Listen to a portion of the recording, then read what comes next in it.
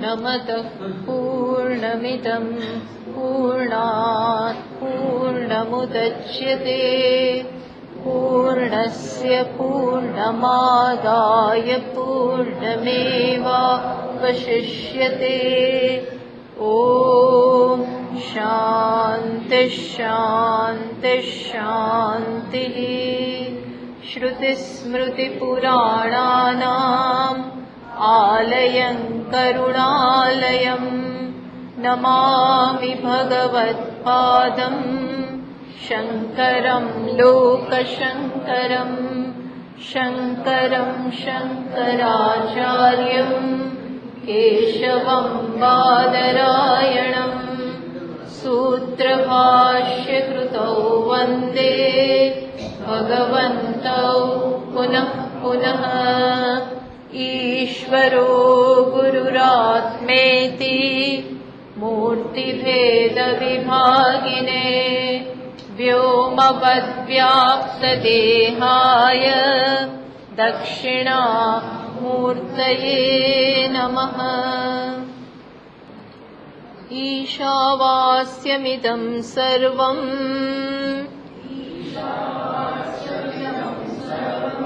यत्किञ्चिज्जगत्यां जगत्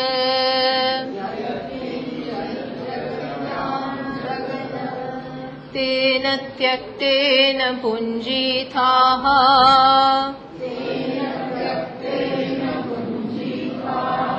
मा घृतः कस्य स्वित्तनम्।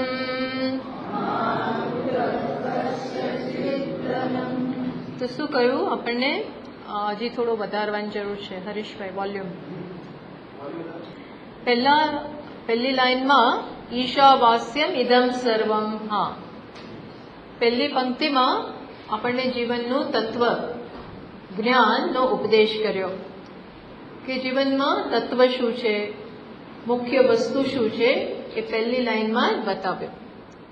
પછી યત કિંચ, હા આખી લાઈનમાં ઈશાવાસ્યમ ઇદમ સર્વમ યત કિંચિત જગત્યામ જગત, આ જગતમાં જે કંઈ છે એ ઈશ્વર છે એ જ્ઞાન આપણને આપ્યું। પછીની લાઈનમાં તેન ત્યક્તેન ભુંજીથાહ, બીજી લાઈનમાં શું આપણને બતાવ્યું કે આ જ્ઞાનને આત્મસાત કેવી રીતે કરવો। જો માત્ર સાંભળવાથી આ જ્ઞાન ન થાય તો એ જ્ઞાન જીવનમાં ઉતરે એ માટે થઈને પણ સાધનનો ઉપદેશ કર્યો। શું સાધન છે તો કે ત્યાગ અથવા સંન્યાસ એ એના માટેનું સાધન છે।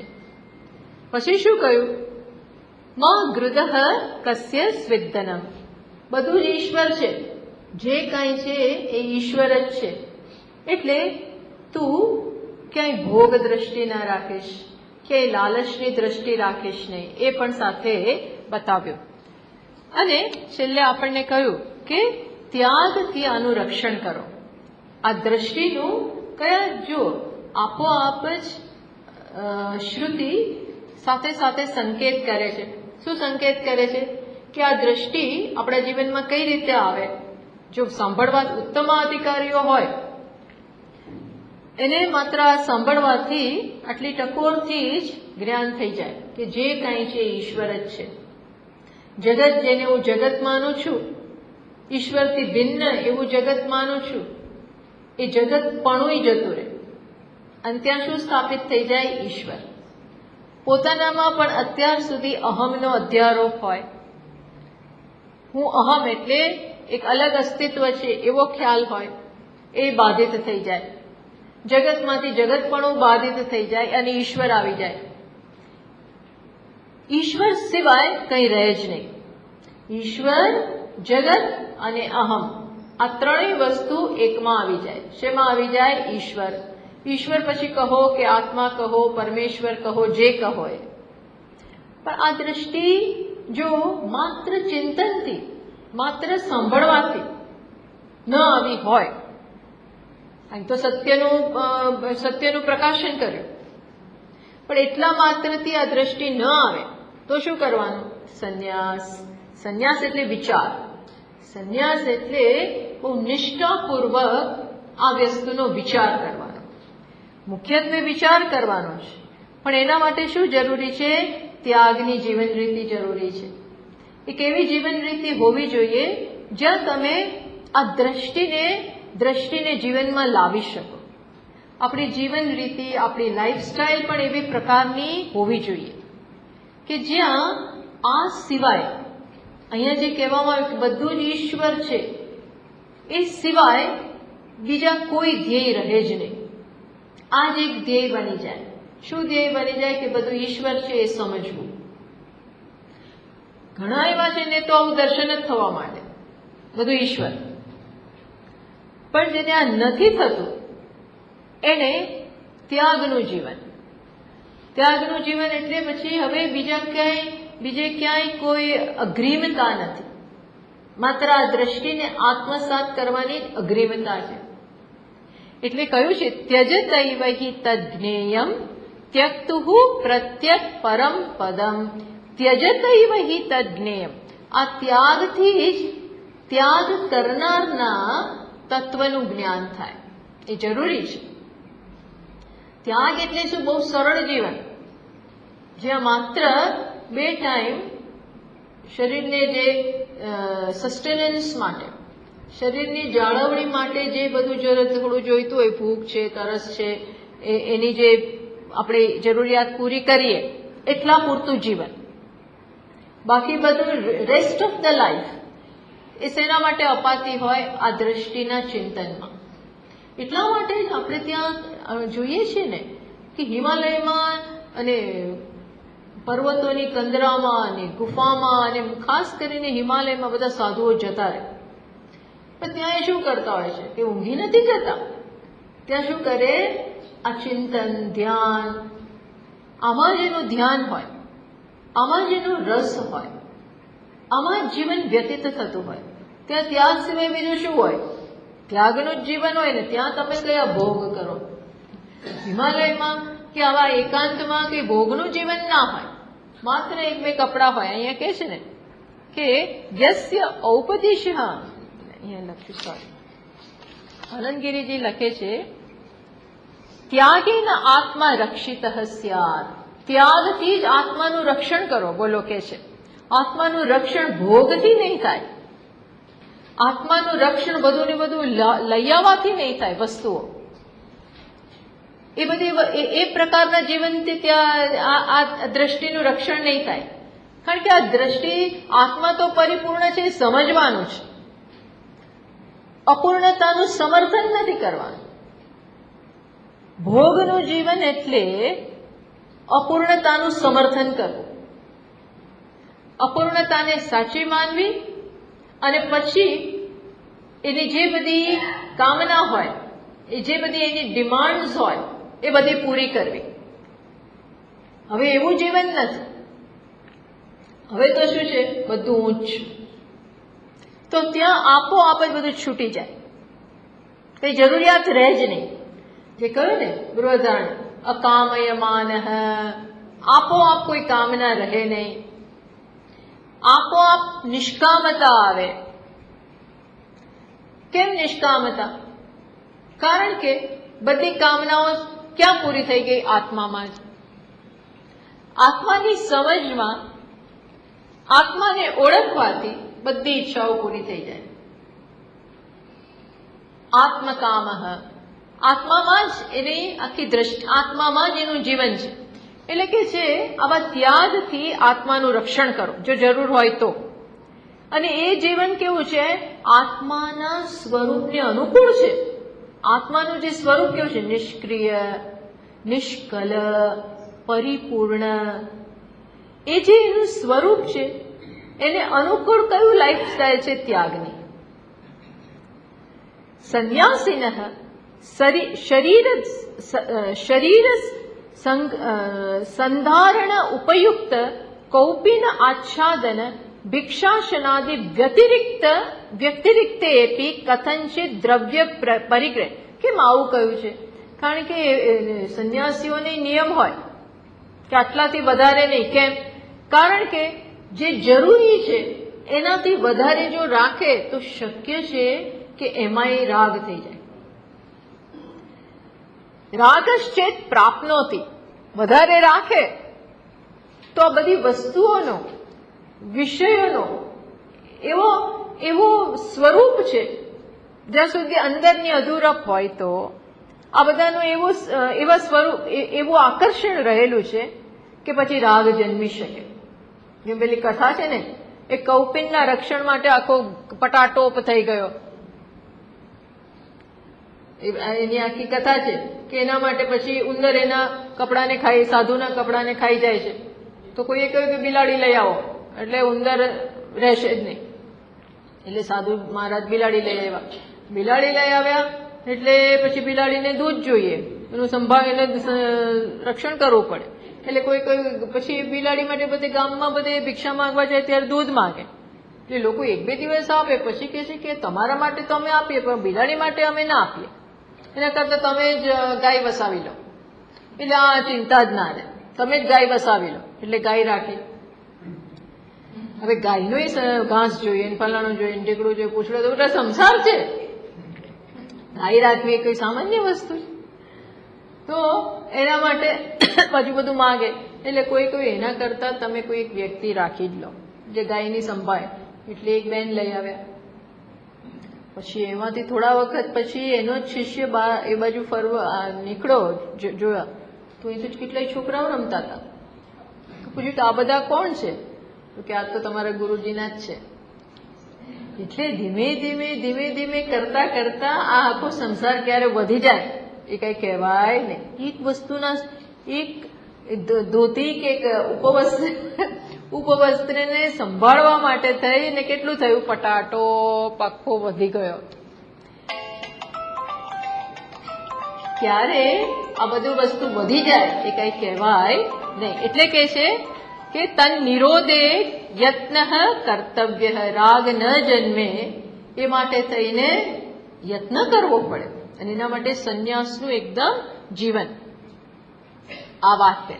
અને એટલા માટે પછી પાછું કહ્યું, આ કયા પછી તેન ત્યક્તેન ભુંજિતા, એવા કયા એટલે કે ત્યાગથી આ તમારી દ્રષ્ટિનું બધું આત્મા છે એનું રક્ષણ કરો. એ કયા પછી પાછી શ્રુતિ શું કહે છે કે મા ગૃદઃ કસ્ય સ્વિદ્ધનમ, કોઈના ધનની લાલચ નહીં રાખીશ, એવું કહ્યું.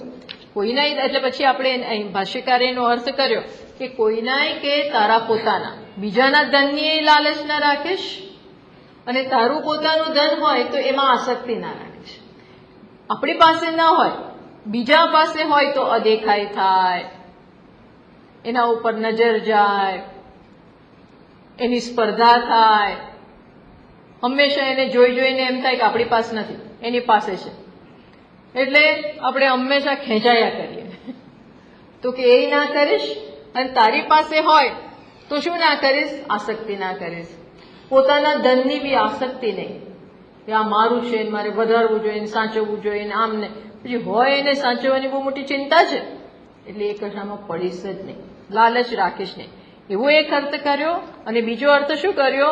કસ્ય સ્વિત ધનમ, કસ્ય સ્વિત ધનમ ઇતિ આક્ષેપાર્થ. ત્યાં આક્ષેપ આવે તો શું થાય? ન કસ્યચિત ધનમ, ધન કોઈનું નથી, કોઈ કરતાય કોઈનું નથી. જેને આપણું માનીએ છીએ, આપણું છે એવું એને નથી.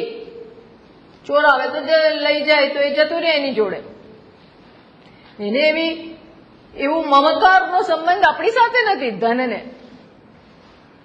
આપણા ખિસ્સામાંથી કોઈ પાકીટ ચોર લઈ જાય તો એમ ના કે હું તમારો નથી, હું તો વર્ષોથી આમની સાથે રહું છું, એવું ના કે, તો જતું રહેવાનું છે. અર્થાત આ જગતના આ માત્ર ધનને નથી લાગુ પડતું, જગતના પ્રત્યેક વિષયને આ વસ્તુ લાગુ પડે છે, આખા જગતને આ લાગુ પડે છે. આમાં કશું કોઈનું નથી, બધું ઈશ્વરની માલિકીનું છે. કોનું છે? આપણે સર્જ્યું છે કે આપણું હોય? આપણામાંની એકેય વસ્તુ બનાવી નથી, બધું ઈશ્વરે જ બનાવ્યું છે. ઈશ્વર જ સર્જનહાર છે, પાલનહાર છે અને સંહારક એ છે. લઈ લેવું હશે ત્યારે લઈ લેશે, કશું પૂછવા નહીં રહે. ક્ષણમાં હતા ના હતા કરી નાખે. અર્થાત આ કશું આપણું છે જ નહીં. બહુ બહુ તો સંબંધ હોય, શ્રેષ્ઠ સંબંધ કયો છે? તમે ટ્રસ્ટી બનો, સંભાળ રાખનાર. ઈશ્વરે તમને આની સંભાળ માટે મૂક્યા છે, બસ, એનાથી વધારે નહીં. આમ છેલ્લે કહ્યું કે માં ગૃદઃ, આ ગૃદઃ શબ્દ છે ને, અહીંયા વિનોબા ભાવે કે છે કે આમાંથી ગ્રીડ, ઇંગ્લિશમાં પણ કહેલું ગ્રીડ શબ્દ છે ને, ગ્રીડ એટલે લાલચ, તૃષ્ણા, તો કે છે એ આમાંથી જ બનેલું છે, તો એ ક્યારેય રાખીશ નહીં.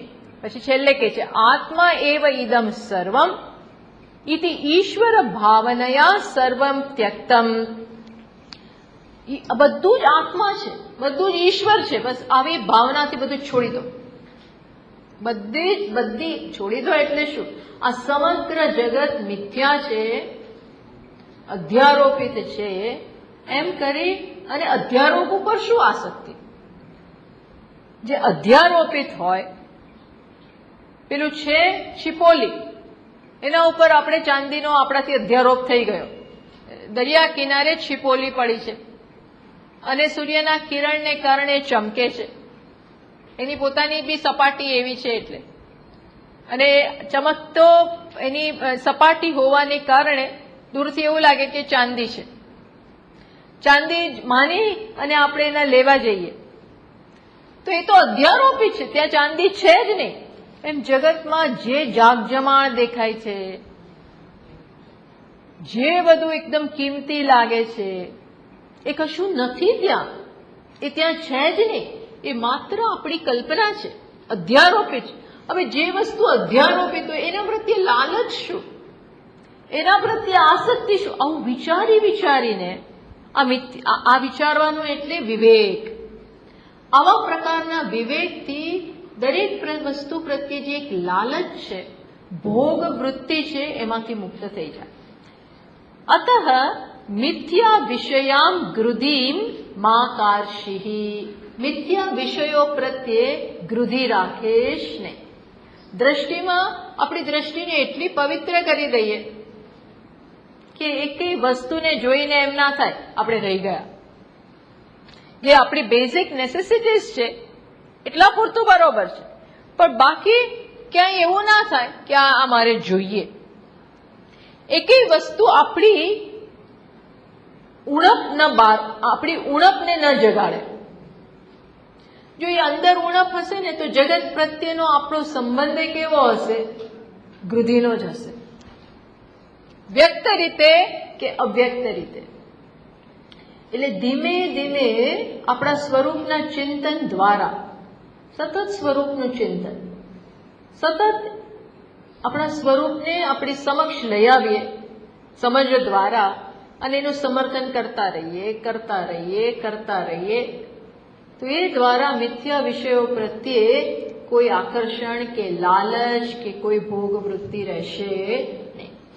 આ પ્રકારે પહેલા મંત્રમાં જ્ઞાનની દ્રષ્ટિ આપી.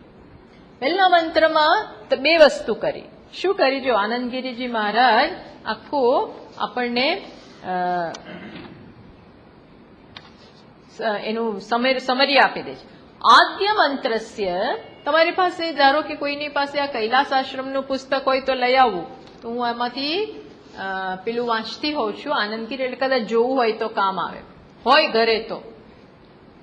આદ્ય મંત્રસ્ય બહુ સરસ એમણે સમરાઇઝ કરે છે. આદ્ય મંત્રસ્ય એટલે કે પહેલો મંત્ર જે આપણે કર્યો, પૂર્વાર્ધેન તત્વોપદેશ કૃતઃ. પહેલા પાઠમાં એટલે કે ઈશાવાસ્યમ ઇદમ સર્વમ યત કિંચિત જગત્યામ જગત, આટલામાં શ્રુતિએ શું કર્યું? તત્વોપદેશ કૃતઃ. આટલામાં તત્વનો ઉપદેશ આપી દીધો. તત્વ એટલે તત્વસ્ય ભાવ. આ સમગ્ર જગત તત્પદ છે, ઈશ્વર છે, અને ઈશ્વર જ આત્મા છે એવું બતાવ્યું. આપણને શું બતાવ્યું? સમગ્ર જગત ઈશ્વર, અને ઈશ્વર એટલે કોણ? સ્વાત્મા. આત્મા એ જ ઈશ્વર છે. તો એ સિવાય કંઈ છે જ નહીં. એ સિવાય જેમ કે છે સત એવ સૌમ્ય ઇદમ અગ્રે આસીત, ઇદમ સર્વમ અગ્રે સત એવ આસીત. આપણને કહે છે છાંદોગ્યમાં ઇદમ સર્વમ, આ બધું અગ્રે પહેલા શું હતું? માત્ર સત.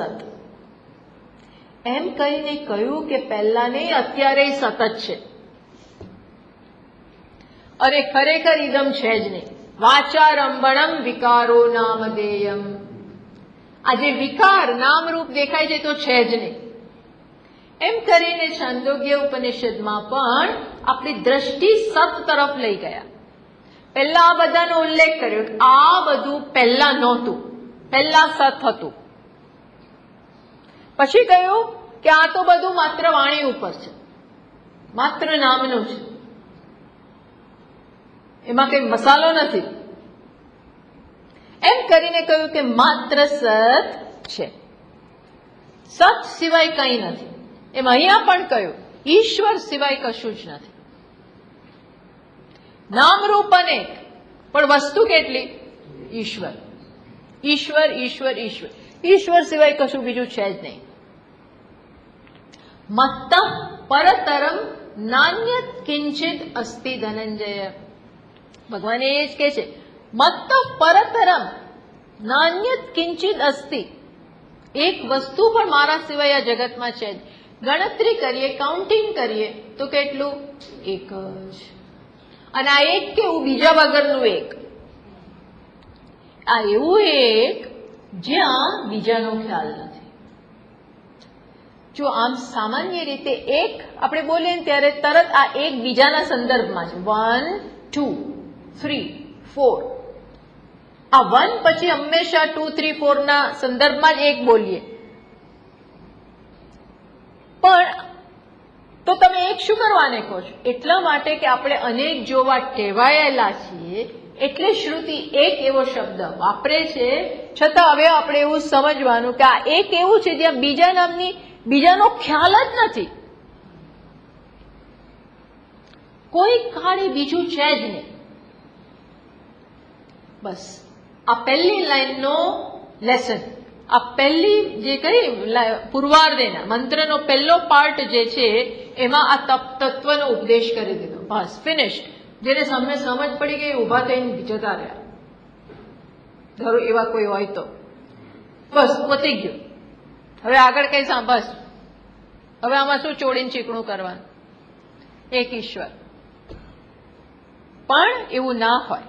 કૃતઃ તો શું કર્યું?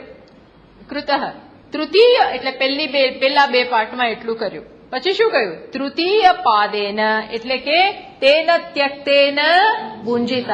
ત્યાંથી એટલે કે ત્રીજા પાઠથી તૃતીય પાદેન અપરિપક્વ જ્ઞાનસ્ય, જેને હજી આ જ્ઞાન પરિપક્વ થયું નથી. આ જ્ઞાનને સોલિડ બનાવવાની જરૂર છે. પરિપક્વતા હજી એવી નથી. અપરિપક્વ જ્ઞાનસ્ય સંન્યાસ વિધિ ઉક્ત. એના માટે કઈ વિધિ આપી શ્રુતિએ? વિધિ આપી. વિધિ એટલે કરવું જોઈએ, ફરમાન કર્યું. તેન ત્યક્તેન ભુંજિતાહા, ત્યાં આજ્ઞા આપી. આમ જોઈએ તો વિધિ કરી.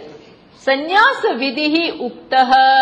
ચતુર્થ પાદેન સંન્યાસિન નિયમ વિધિ ઉક્ત.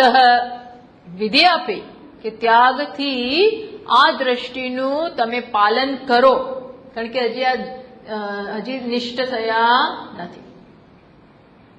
એટલે પહેલા તત્વનો ઉપદેશ કર્યો, પછી એ તત્વ આપણા જીવનમાં આવે એના માટે માર્ગ આપ્યો, લાઈફસ્ટાઈલ આપી. કેવી લાઈફસ્ટાઈલ? સંન્યાસ, ત્યાગનું જીવન. બસ પછી એ બધું પતી ગયું. હવે શું કહે છે કે જે લોકો પૂર્વ મંત્રેણ જ્ઞાનમ વિહિતમ, જ્ઞાન આપી દીધું પહેલા મંત્રમાં, યસ્ય જેને જ્ઞાન આપ્યું, તસ્યૈવ. હવે એમાં છે ને હવે બીજો પ્રશ્ન ઉભો થાય છે કે બધા નથી સ્વીકારતા. કારણ કે હવે પછીનો મંત્ર જે છે એને અને પહેલા મંત્રને આમ જોઈએ ને તો કોઈ કનેક્શન નથી. પહેલા મંત્રમાં આવું કીધું બધું ઈશ્વર છે અને એ દ્રષ્ટિનું તમે જ્ઞાનથી પાલન કરો, સંન્યાસથી ત્યાગથી પાલન કરો, અને કોઈની ધન પર લાલચ રાખશો નહીં. હવે બીજો મંત્ર શું કહે છે? બીજો મંત્ર કર્મનો ઉપદેશ કરે છે કે કર્મ કરતા કરતા માત્ર 1-2 વર્ષ નહીં, કેટલા વર્ષ, 100 વર્ષ સુધી જીવવાની ઈચ્છા કરવી જોઈએ એવું કે છે. કર્મ કરતા કરતા એ સિવાય પાછા ત્યાં કે છે, આપણે જોઈએ હમણાં મંત્ર, એ સિવાય તારા માટે બીજો કોઈ રસ્તો જ નથી. કયો રસ્તો નથી? તું કર્મથી ન લેપાય, કર્મ તારા ઉપર અસર ના કરે, કર્મ અને કર્મથી પ્રાપ્ત થતા ફળ એટલે કે જગત, કર્મથી જગતમાં કર્મ કરો એટલે જગતનું જ ફળ પ્રાપ્ત થવાનું છે. એ તને લેપે નહીં, એ તને અફેક્ટ ન કરે, મીન્સ કે એમાં આસક્તિ ન જન્મે, એ માટે એને નિવારવા માટે 100 વર્ષ સુધી કર્મ કરતા કરતા તારે જીવવું જોઈએ. કઈ રીતે એ આપણે સમજીશું પછી. હવે આવી વાત કરે છે બીજા મંત્રમાં, તો એ કોને કહેવામાં આવે છે? પ્રશ્ન થાય ને, કારણ કે આમ જોઈએ તો હવે તમે વિચારી જુઓ, એટલે તરત આપણા મનમાં જો વિચાર માણસ કરતો હોય ને તો તરત વિચાર થાય કે પહેલા મંત્રમાં આવું કીધું અને એ જ શ્રુતિ બીજા મંત્રમાં શું કહે છે? આવી રીતે કર્મ કરો. હવે એક બાજુ સંન્યાસની વાત કરી, ત્યાગની વાત કરી, અને હવે કે છે 100 વર્ષ કર્મ કરતા કરતા જીવવાની ઈચ્છા કરવી જોઈએ. આ બંને કનેક્શન શું છે? શ્રુતિ શું કહેવા માંગે? કર્મ કરવું કે ત્યાં સંન્યાસ લેવો? આ સંન્યાસ અને 100 વર્ષ, પછી 1-2 વર્ષ નહીં, 100 વર્ષ કર્મ કરવું કોઈ બંધ બેસતું નથી. એટલે કોઈક લોકો, કોણ એકદેશી, જે લોકો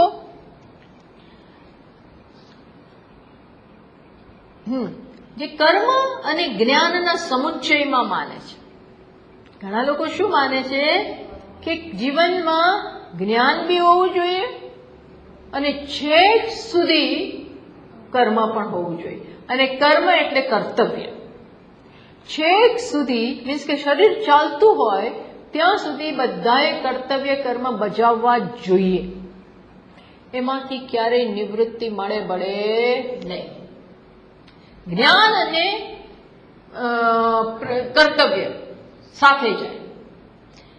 એ લોકો કહે છે એમાં ખોટું શું છે? જુઓ, પહેલા મંત્રમાં શ્રુતિએ શું કહ્યું? કરે તમે બધું ઈશ્વર છે, સંન્યાસનું એ દ્રષ્ટિનું પાલન કરો, અને પછી શ્રુતિ જ પોતે કહે છે કર્મ કરો. દેટ મીન્સ શ્રુતિ ઈચ્છે છે કે મનુષ્યના જીવનમાં શું હોવું જોઈએ? જ્ઞાની હોવું જોઈએ અને કર્મ હોવું. આવો અર્થ કરે છે. અને મોટા ભાગના મનુષ્યો આવું માનનારા છે. એટલે હવે અહીંયા આપણને કોની જરૂર પડે? આચાર્યને. ભાષ્યકારનો મત જુદો છે. જેને પહેલો મંત્ર કહેવામાં આવ્યો એને જ બીજો મંત્ર કહેવામાં આવતો નથી. એ ભાષ્યકારનો મત છે. કોઈકનો મત શું છે? બીજાઓનો, એકદેશી વગેરેનો, જ્ઞાન અને કર્મ સમુચય. ના, આ એને જ કહેવામાં આવે છે, કોઈ બીજો માણસ નથી. જયારે ભાષ્યકાર શું કહે છે? પહેલા વાળાને કહેવામાં આવતું નથી. એ તો માત્ર વિચારનો અધિકારી છે. એને એક તો ઓલરેડી એમાં નિષ્ઠ છે, એ તો જતો રહ્યો, એ તમને કોઈ સાંભળતોય નથી. એ તો આ જ્ઞાનમાં નિષ્ઠ છે.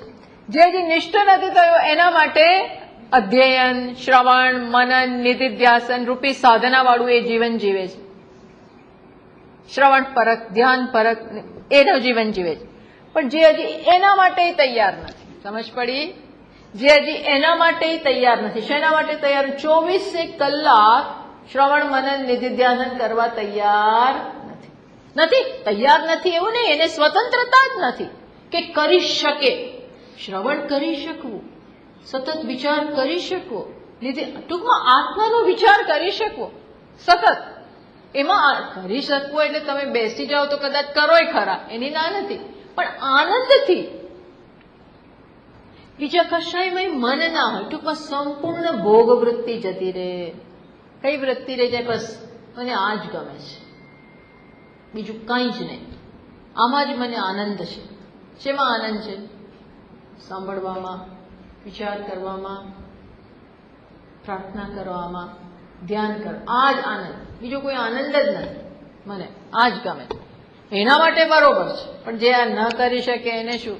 આ ક્યાં આ તો માથું દુખી જાય છે. આખો દિવસ સાંભળીને માથું દુખે, અને આ કઈ બીજું અમારે કરવાનું નથી. અમને આખો દિવસ આવું ના ગમે. આ તો થોડી વાર પછી ફ્રેશ થયો, પછી લોકોને ફ્રેશ થવું પડે. દેટ મીન્સ આ એક બર્ડન છે. ચા પીવી પડે, ફરવા જવું પડે, આખો દિવસ આ બધું નહીં. સવારે 1 કલાક બરોબર, સાંજે 1 કલાક બરોબર, દેટ્સ ઓકે, ફાઇન, હોવું જોઈએ, ના નહીં. કરવાનું તો કરું, સવારે 1 કલાક, સાંજે 1 કલાક, વાર તહેવારે થોડું વધારે, એની ના નહીં. પણ આખો દિવસ અમારે નહીં. જીવનમાં બીજું કઈ હોય કે નહીં? ના, તમે છોકરાઓ કે આખો દિવસ શું મમ્મી પપ્પા તમે અમારી જોડે ફરો, હરો, અમારી જોડે આવો, આ જ કરવાનું. તો અમને તો તમે અમારા માટે તો તમે રહ્યા જ નહીં. તો મા બાપને આ વાત તો સાચી છે. એમને થોડો કંટાળો આવતો હોય એટલે કે ચાલો, ના ગમે. ટૂંકમાં આ બધા ના કરી, આ સ્વતંત્રતા ના હોય. આ શું છે? ઈચ્છા હોય તો એ અંદરથી આપણે હજી મુક્ત નથી થયા હોય એવું જ હોય. એટલે શ્રુતિ શું કહે છે કે હજી તૈયાર થવાની જરૂર છે. ટૂંકમાં પહેલા મંત્રમાં જે કહ્યું એના માટે જે હજી તૈયાર નથી એમના માટે બીજો મંત્ર છે. કોના માટે છે બીજો મંત્ર? તૈયાર થવા માટે. અને તૈયાર કઈ એમને બેસી રહેવાથી નહીં થાય, એમાંય પાછી બીજી લાઈફસ્ટાઈલ જોઈએ. બધી વસ્તુ માટે સાધન જોઈએ. આ પહેલી માટે પહેલી દ્રષ્ટિ પહેલા મંત્રમાં કહ્યું એ દ્રષ્ટિ માટે તૈયાર થવા માટે હૃદયને અંતઃકરણને તૈયાર કરવું પડે અને અમુક એટીટ્યુડથી જીવવું પડે. એટીટ્યુડ, ભાવના, તો માણસ તૈયાર થાય. કશી વસ્તુ એમની જાતે તો થવાની નથી. એટલે એના માટે બીજો મંત્ર છે. જેમ ભગવાન શું કે છે એ આપણે વાંચીએ, પણ પહેલા તમને કહી દઉં. ભગવાન એ કહે છે આ જ વસ્તુ જો, એટલા માટે મેં કહ્યું ને કે ગીતામાં જે વિચાર છે એ અહીંયાથી ચોખ્ખું દેખાય છે આપણને. કે ગીતામાં ભગવાન કહે છે લોકેસ્મિન દ્વિવિધા નિષ્ઠા પુરા પ્રોક્તા મયાનગ જ્ઞાન યોગેન સાંખ્યાનામ કર્મયોગેન યોગિનામ. આ વેદમાંથી આવે છે. વિવિધો હિ વેદોક્ત ધર્મ પ્રવૃત્તિ લક્ષણશ્ચ નિવૃત્તિ લક્ષણશ્ચ. વેદે આ 2 પ્રકારના ધર્મની વાત કરી છે. અથવા તો આપણે એમ કહી શકીએ કે એક બીજા માટે તૈયાર કરે. 2 જુદા જુદા નથી, પણ એક તમને બીજા સ્ટેજ માટે તૈયાર કરે. પ્રવૃત્તિ તમને નિવૃત્તિ માટે તૈયાર કરે. પ્રવૃત્તિ ને નિવૃત્તિ જુદી વસ્તુ નથી, પણ પ્રવૃત્તિ નિવૃત્તિ માટે તૈયારી કરે. અને એ કેવી રીતે થાય? પ્રવૃત્તિ કરતા કરતા જ નિવૃત્ત બનવાનું. બંનેને લાગતું વળગતું નથી એવું નથી. પ્રવૃત્તિ વખતે તમારે કેવા બનતા જવાનું અંદરથી નિવૃત્ત. તો આ થાય. કરતા કરતા એક્ટિવ લાઈફમાં અંદરથી આપણે કેવા હોવા જોઈએ? રિટાયર્ડ. એટલે શું? એક તો તૈયારી છે. એટલે હવે આ બીજો મંત્ર જે છે, જેમ કહ્યું ને મેં 2 નિષ્ઠાની વાત કરી છે. ભગવાન કહે છે જે સાંખ્ય છે. સાંખ્ય એટલે શું? જેને આત્મા અનાત્માના વિવેકમાં રસ છે, આત્મામાં રસ છે, એના માટે વિચારનું જીવન. જ્ઞાન યોગ એ એમનું જીવન. જ્ઞાન સાથે જોડાયેલા, તત્વમસી સાથે જોડાયેલા. જે તૈયાર નથી એના માટે કયું જીવન? કર્મયોગેન યોગિનામ. બીજા માટે કયું જીવન છે? કર્મથી જોડાવવું. હજી કર્મથી જોડાવાનું છે. પેલા લોકો સીધા જ્ઞાનથી જોડાય છે. જેમ રેડિયામાં ટ્રાન્ઝિસ્ટરમાં 2 નોબ. પહેલો નોબ કયો હોય? મોટો. એનાથી તમે બરોબર આવો. અને પછી ફાઇન ટ્યુનિંગ કરવા માટે નાનો નોબ. એમાં અહીંયા મોટો નોબ કયો? કર્મયોગ મોટો. પછી જ્ઞાન યોગ કેવો નોબ છે? નાનો. એ ફાઇન ટ્યુનિંગ માટે. સિલોન સુધી લગભગ નજીક આવી ગયા, પછી એને એડજસ્ટમેન્ટ કરવા માટે બીજો નાનો નોબ. પહેલેથી એને કરો તૂટી જાય. પહેલેથી પેલો નાનો નોબ જ વાપરો. ઉપર આગળ હવે તો છે ને ટ્રાન્ઝિસ્ટર આપણે વાપરતા નથી એટલે આ બધાને બહુ ખ્યાલ નથી, પણ આ તો બધા જૂનાઓને બધી ખબર હોય. એ પહેલેથી વાપરો ના ચાલે. એ તો મોટાથી એક લઈ આવવાનું, પછી એડજસ્ટમેન્ટ માટે. તો એ વસ્તુ હવે આપણને શ્રુતિ કહે છે કે હવે આ માટે તૈયારી ન હોય તો તમે કર્મયોગ દ્વારા તૈયાર થાઓ. એ જે ગીતામાં જે વાત છે એ ગીતામાંથી નથી આવતી. ક્યાંથી આવે છે? વેદમાંથી, અહીંથી આવે. અને આ આવું સ્પષ્ટતાથી કોઈ ઉપનિષદમાં નથી. જેટલું સ્પષ્ટતાથી અહીંયા આ વાત કરી છે કર્મયોગની, કર્મયોગનો ચોખ્ખો સંકેત તમને આ મંત્રમાં મળે છે. આટલું સ્પષ્ટ એ ક્યાંય નથી જોવામાં આવતું. એટલે કે છે, જો ચલો મંત્ર વાંચે. જો પહેલી લાઈનમાં ભાષ્યકાર એની ભૂમિકા માટે કહે છે, આ મંત્રની ભૂમિકામાં કહે છે, એવમ આત્મવિદઃ પુત્રાદિ એષણાત્રય સંન્યાસેન આત્મજ્ઞાન નિષ્ઠતયા આત્મા રક્ષિતવ્યઃ ઇતિ એષ વેદાર્થ.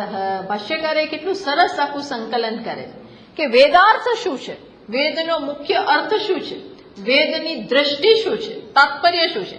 તો કે આત્મવિદઃ, જે આત્માની કંઈક પરોક્ષ જ્ઞાન પણ જે ધરાવે છે, આત્માને જે ઓળખે છે થોડું, એને શું કરવું જોઈએ? પુત્રાદિ એષણાત્રય સંન્યાસેન, પુત્ર વગેરેની એષણાનો ત્યાગ કરીને. કઈ ત્રણ એષણા?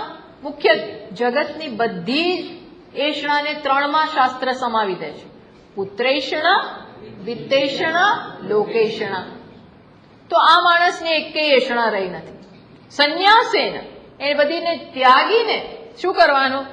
આત્મજ્ઞાન નિષ્ઠતયા, આત્મજ્ઞાનમાં નિષ્ઠા મળે એવું એની જીવન રીતિ હોય. બસ.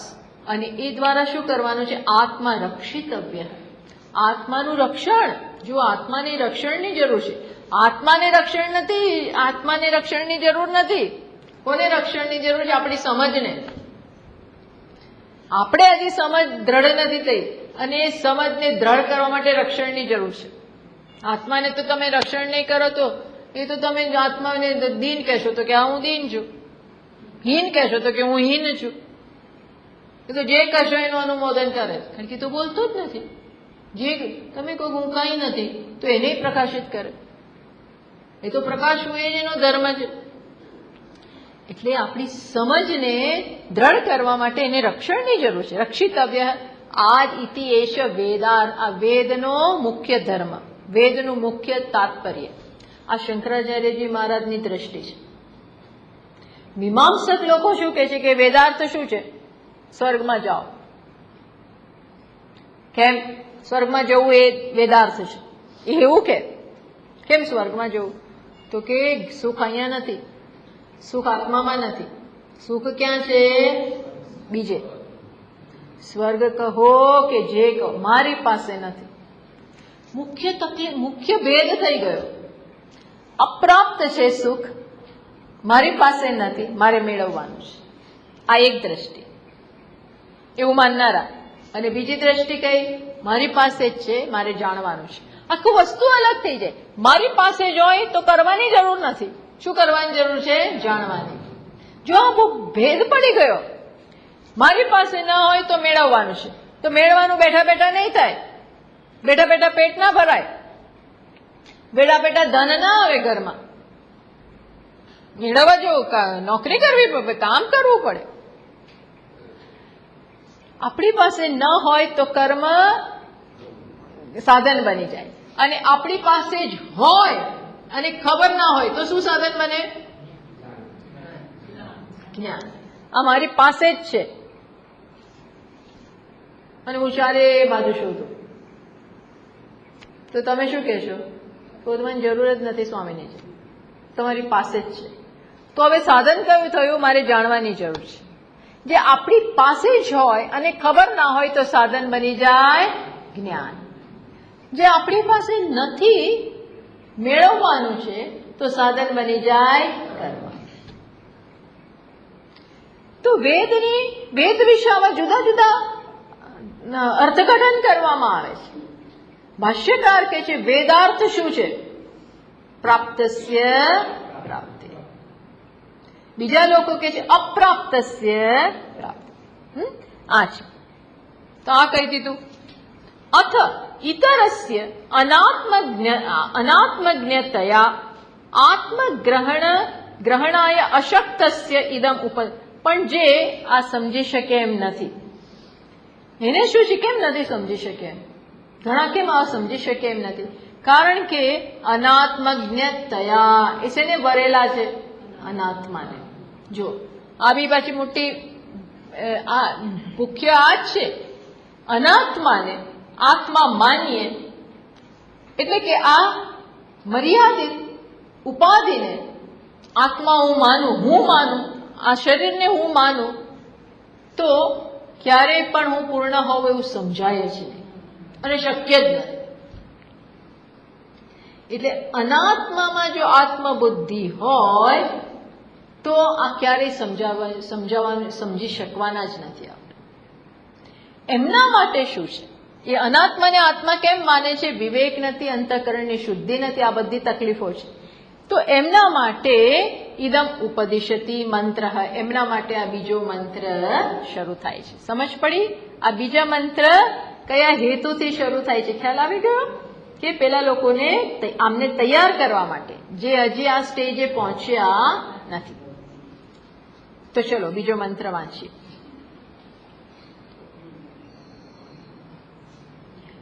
કુર્વન્નેવેહ કર્માણિ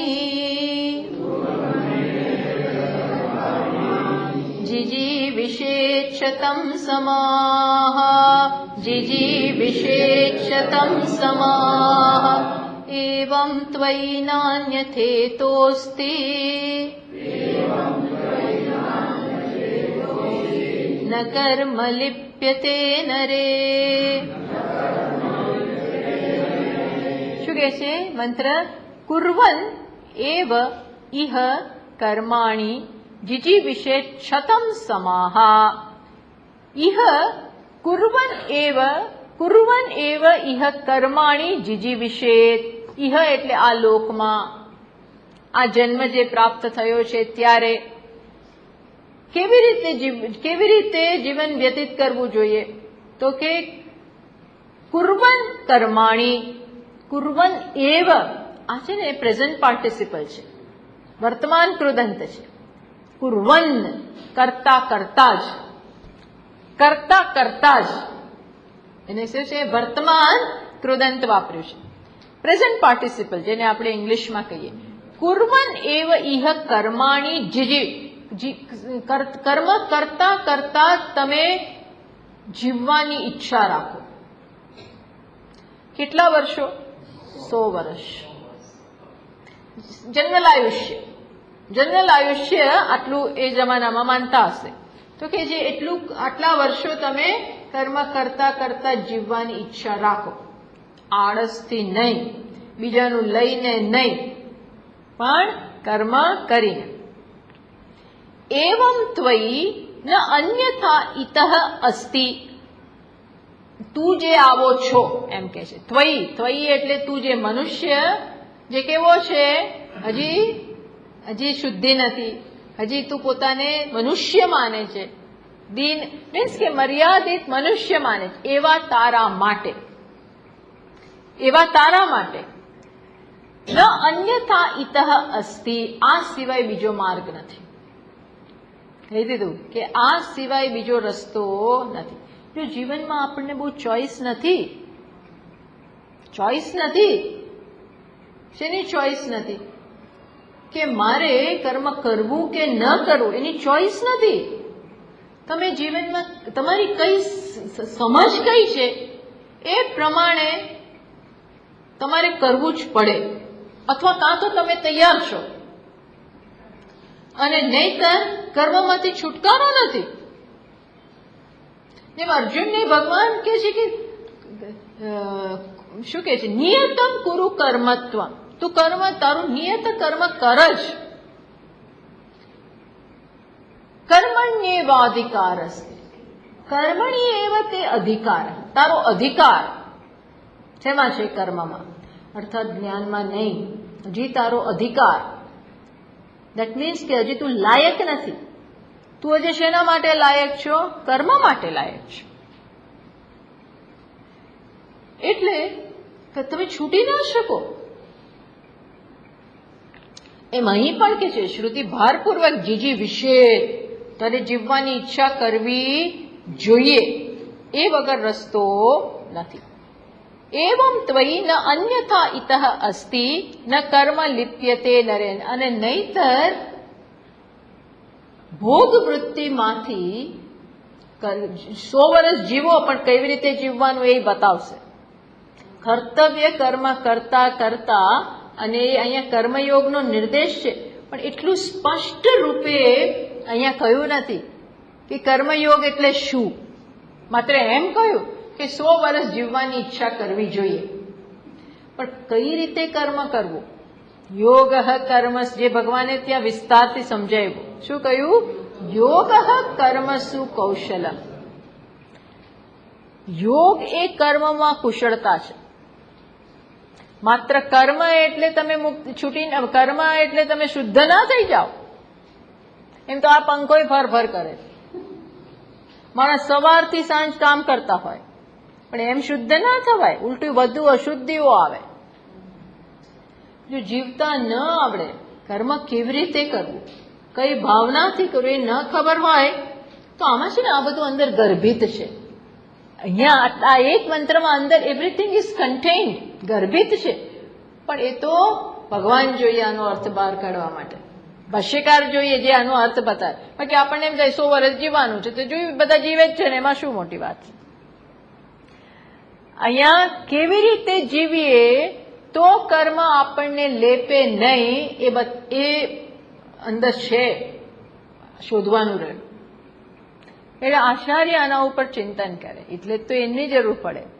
મુનિ કહેવાય એ લોકો. મુનિ બનીએ તો આ બધી ખબર પડે. મુનિ એટલે જે મનન કરતા, મનનશીલ, મનન કરે, ત્યારે આ બધા મંત્રો એનો અર્થ પ્રગટ કરે. આ બધા અર્થ એ મંત્ર પ્રગટ કરે ત્યારે થાય. આપણે તો ઉડાડી મૂકીએ, કાંઈ તો કઈ કહ્યું નથી, ચલો જાઓ આગળ વધો, આપણે આગળ પાના ફેરવી નાખીએ. એટલે જ આ ઋષય મંત્ર દ્રષ્ટાર, મંત્રોના અર્થને જોનારા છે. આ બધા અર્થ જુએ, એમને ખ્યાલ આવે, પૂરેપૂરું ટ્યુનિંગ. એ શુદ્ધિ કોને કહેવાય? એટલે આપણે હવે આનો અર્થ સમજીએ. શું કહ્યું? કુર્વન એવ ઇહ નિર્વર્તયન એવ કર્માણી અગ્નિહોત્રાદિની. જો કર્મ કરતા, હવે એ જમાનાની વાત કરે છે, એટલે કેવા કર્મ? અગ્નિહોત્ર. અગ્નિહોત્ર એટલે શું? કર્તવ્ય કર્મ, દરરોજના કર્મ. એનો અર્થ એવો થાય કે આપણા ડેઈલી જે આપણી બધી ડ્યુટીઝ હોય, આપણો કર્મયોગ, ભગવાને આને બહુ સરસ રીતે ચર્ચા કરી છે. આપણા દરરોજના જે કર્મ હોય, દરરોજના કર્તવ્ય કર્મ હોય, અને દરેકને આપણે અનેક વાર આ બધી વાત કરી છે, દરેક જીવનના જે સ્ટેજમાં હોય, જ્યાં હોય, ત્યાં એનું એક કર્તવ્ય હોય, જે પ્રકારનો રોલ હોય, એને અનુસાર એનું એક ડ્યુટી હોય. એક નહીં, અનેક ડ્યુટી, જુદા જુદા રોલ અનુસાર જુદા જુદા કર્તવ્ય. એ બધા કર્તવ્ય બજાવતા બજાવતા બજાવતા બજાવતા જીવન જીવવું જોઈએ. અને કેવી રીતે બજાવવાના? મારે કંઈ જોઈતો નથી. આ કર્મની આજ્ઞા મને જે મળી છે, આ મને જે કર્તવ્ય મને જે પ્રાપ્ત થયું છે, એ ઈશ્વરની આજ્ઞા છે. ઈશ્વરે મને સોંપેલું છે, અને માટે મારે એ કરવાનું છે. મેં ઘણું મેળવ્યું છે ઈશ્વર પાસેથી. ઈશ્વર પાસેથી એટલે કે સમગ્ર જગત પાસેથી આપણે ઘણું મેળવ્યું છે. હવે કર્તવ્યના વિચાર દ્વારા આપણે પાછું આપીએ. જુઓ, પાછું આપવાનું છે. એટલે કર્મ દ્વારા મેળવવાનું નથી. શું કરવાનું છે? ઋણ ફેરવવાનું છે. લીધેલું તો છે જ,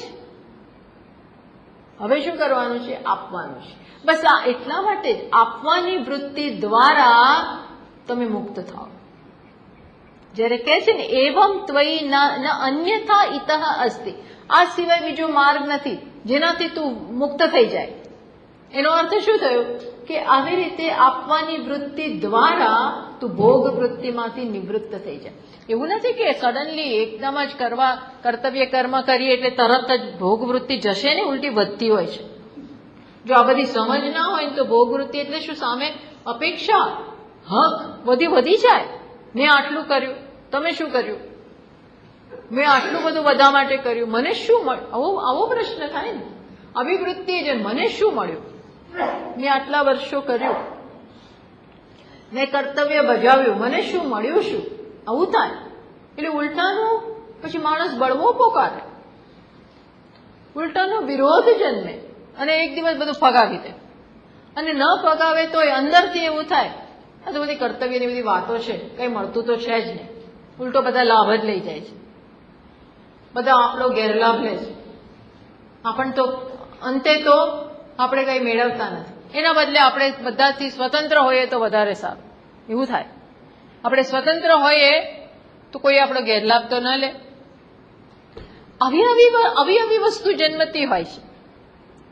જ્યારે રાઈટ વિચાર કરવાની રીત સાચી આપણે ન જાણી હોય, આ કર્મ એ ખરેખર આપણને તૈયાર કરવા માટે છે એવી સમજ ન હોય તો આપણે તૈયાર ના થઈએ. પણ જ્યારે આવી બધી સમજ હોય કે આ તો તૈયાર થવા માટેનો આ એક સાધન છે. આરુરુક્ષો મુનેઃ યોગમ કારણમ ઉચ્યતે. આ તૈયાર થવા માટેનું સાધન છે. શું સાધન છે? કર્મ, કર્તવ્ય. તો જ હું પહેલા મંત્રની દ્રષ્ટિ માટે તૈયાર થઈશ. હૃદયની શુદ્ધિ આવશ્યક છે. એટલે ભગવાન કહે તું કર્મ કર.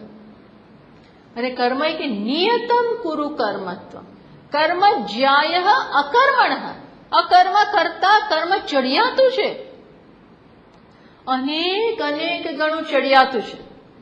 આળસને, બેસી રહેવાને, કર્તવ્યથી ભાગી જવાને તો આ સંસ્કૃતિમાં ક્યાંય સ્થાન જ નથી. ભાગવાનું નથી કર્તવ્યથી. ઓન ધ કોન્ટ્રરી, કર્તવ્યને સમજી અને જ્યાં જે કર્તવ્ય બરોબર નિભાવવાનું છે, અને કઈ ભાવનાથી કે આ મારી એક તક છે પાછું આપવાની.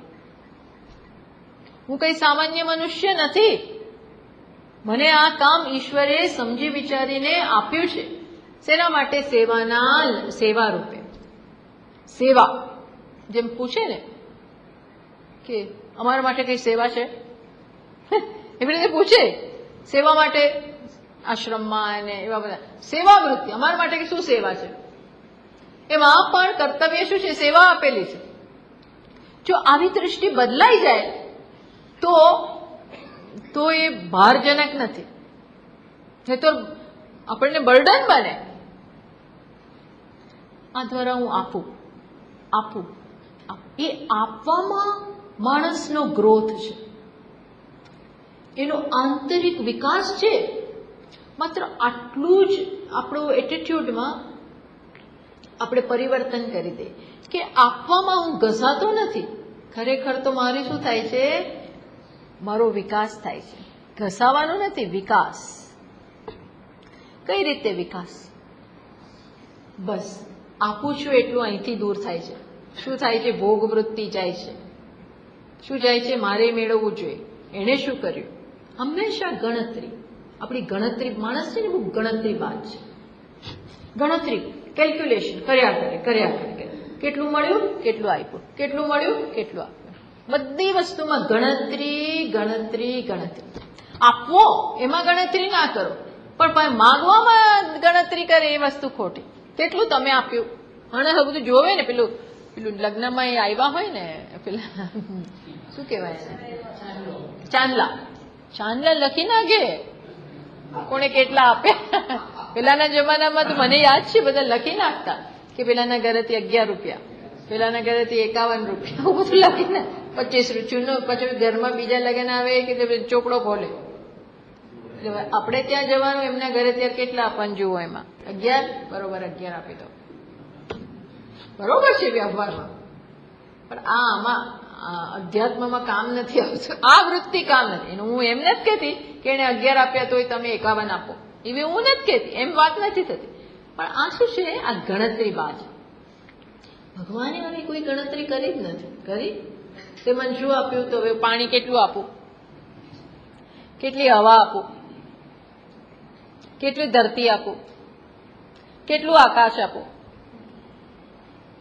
કેટલી અગ્નિ આપું, તો આપણે બિલ ભર્યા જ કરીએ, એન્ડ જ ના આવે. ભગવાન જો આવી ગણતરી કરે તો ભગવાન તો સાચવ્યા જ કરે છે, સાચવ્યા જ કરે. આ એક જન્મમાં નહીં હો, પ્રત્યેક જન્મમાં આપણને બધું મળતું હોય છે. ત્યાં કોઈ ગણતરી નથી. તો એ કોની પાસેથી લઈએ છીએ? અને એ જેના થ્રુ આ બધું પહોંચાડે છે, મીન્સ આપણા મા બાપ થ્રુ પહોંચાડતા હોય, આપણા શિક્ષકો થ્રુ, ભગવાન, ઈશાવાસ્યમિદમ સર્વમ, બધું ઈશ્વર જ છે. આપણા જીવનમાં મા બાપ આવ્યા એ ઈશ્વરનું એક રૂપ, શિક્ષકો આવ્યા એ ઈશ્વરનું બીજું રૂપ, ડોક્ટરો આવ્યા એ ત્રીજું રૂપ. બોલો ડોક્ટર ના હોય તો શું થાય? તમે બહાર જ ના આવો, અઘરું છે આ બધું, સાજા જ ના થાવ, એવા એવા રોગ થાય છે. અર્થાત બધાના રૂપમાં ઈશ્વરે સેવા કરી જ છે. તો હવે આખું જે માંગવા શું કરવાનું? આપો. તમે પણ ઈશ્વરના ગુણ અપનાવો. શું અપનાવો ગુણ? આપવાનો. ભગવાને એક ચોખ્ખું કહ્યું, મારા સાથે તું જોડાઈ જા, મારું કામ છે આપવાનું, હું સતત સેવા કરું, તુંય જોડાઈ જા મારી જોડે, તુંય મારી સાથે કામ કર. બસ આ વૃત્તિ આવી કે શું થયું ખબર છે? લેપાયા નહીં, લેપાયા નહીં, કરવા છતાં લેપાયા નહીં. એટલે ભગવાન કહે છે નમામ કર્માણી લિંપંતી, મને એકેય કર્મ લેપતા નથી. બીકોઝ ઓફ ધીસ ભગવાનને લેપતા જ નથી કર્મ, બધું કરીને છૂટા ને છૂટા. ભગવાન છૂટા જ, ત્યાં તો કર્તૃત્વ નથી, પણ એકેય વસ્તુમાં રાગ નથી, દ્વેષ નથી, કશું નહીં. કરવાનું એટલે કરવાનું, સેવા ભાવથી કરવાની. એટલે આખું ગમે તેમ નહીં, ચાલો મારે કરવાનું, વણી નાખું રોટલી. કેવી વણાય? આ કાચી છે, પાકી છે, આ ચાવી શકશે કે નહીં કરે ને એટલે જડી જડી જડી ઉતારીને આખું બધું ઉતારી દે. એવું નહીં, વ્યવસ્થિત, બધું વ્યવસ્થિત, ટોલ ઓર્ડર. આ બધું બહુ અઘરું છે. હા, કરવા બેસી ત્યારે જ ખબર પડે. પણ બધી વસ્તુ આપણને એક આપવાની, મોટા થવાની તક આપે છે. કેવા થવાની? વિકાસ, આંતર વિકાસ. અને એ આંતર વિકાસ થયો હશે તો જ આનંદ, સંતોષ, પરિપૂર્ણતા પ્રગટ થાય છે. એ જ ખરું ધન છે, એ જ ખરું ધન છે. ધન બહાર નથી. ધન ક્યાં છે? એ ધન બહાર કાઢવાનું છે. અત્યારે છુપાયેલું છે, અત્યારે છુપાઈ ગયું છે. એ ધનને બહાર કાઢવાનું છે. ભગવાન કહે છે આ તારા માટે આ સિવાય રસ્તો નથી. આપણે કહીએ ને છોકરાઓને, ભણીશ ને એને તો બીજો કોઈ, તું આવો ના, તું તારે કોઈ આગળ નહીં વધે, બીજો કોઈ રસ્તો નહીં. લે તું આ પડ્યો રે, આ બંજે પટાવાળો જા, તારે કોઈ આગળ વધવાની રીત નથી, તારા માટે નથી કઈ. કારણ કે ભણતો નથી, રખડી ખાય છે, પૈસા ઉડાડે છે, ગમે એવાઓની કંપની કરે. તો પછી શું કહીએ? મા બાપ એમ કે તારા નામનો અમે નહીં નાખી, જા, કશું નથી. એમ ભગવાન અંશુથી એવું કહે છે. આ સિવાય રસ્તો નથી. શેના માટે રસ્તો નથી? બીજે પહેલા મંત્રમાં જે દ્રષ્ટિ આપી ને ત્યાં સુધી પહોંચવાનો, આ સિવાય તારા માટે બીજો કોઈ રસ્તો નથી. સમજ પડી? બીજા મંત્રનું શું સ્થાન છે? પહેલા માટે, કારણ કે તો બધું જ ઈશ્વર. હવે નાના નાનામાં જોવાનું શરૂ કરે ત્યારે બધામાં દેખાય ને, એકી સાથે બધું ઈશ્વર દેખાય. મને વિશ્વરૂપનું દર્શન કરાવો, ક્યાંથી થાય? નાનામાં નાનામાં જોવાનો તો શરૂ કરો, અને નાનામાં નાનામાં એટલે આપણી નજીકમાં જોવાનું શરૂ કરો, પછી બીજે. મીન્સ કે in daily life, Vedanta in daily life practical બનવું પડે. માત્ર ફિલોસોફી નથી આ. This is not mere philosophy. આ શું છે? પ્રેક્ટિકલ છે. પ્રેક્ટિકલ જ છે. આજે કહ્યું ને ઈશાવાસ્યમ ઇદમ સર્વમ, એ રિયાલિટી છે. અને રિયાલિટી ને પ્રેક્ટિકલમાં કઈ દૂર નથી. જોતા થાવ એટલે થઈ ગઈ રિયાલિટી. ત્યાંથી શરૂઆત કરીએ કર્મમાં. જે કરવાનું એ બરોબર ચીવટ. કેમ? કારણ કે આ મારે ભગવાનને આપવાનું છે. આ સામે છે એ ભગવાન છે, તન ના દેખાતો એ પણ છે જ. બસ બરોબર વ્યવસ્થિત કર. મન શું મળશે? તું આપ, જે આવે ને લઈ લે. કર્મયોગનો બીજો પાર્ટ કયો છે? શ્રેષ્ઠ રીતે આપ, જે આવે એ લઈ લે.